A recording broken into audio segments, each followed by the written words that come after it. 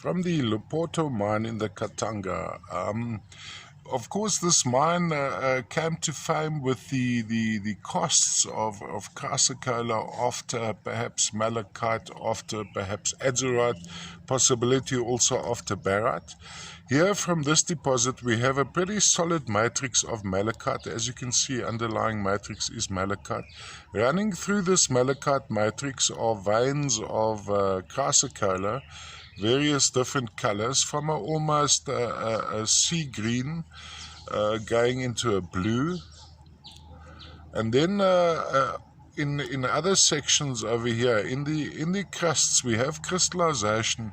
I suspect either goethite or formerly known as limonite or some heterogenite. Heterogenite actually more likely, because I don't see any yellow, I just see the black.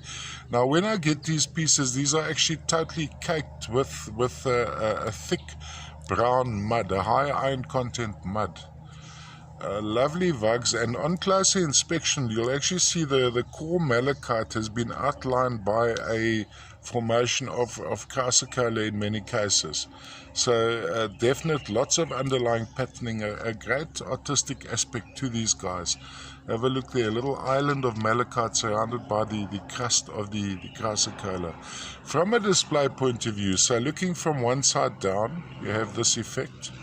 And of course these crystals you see here, these tiny crystals, are all little formations of chrysocolla, not quite botryoidal it appears, so possibly after malachite or after a smaller version of the typical Leporto from the early days.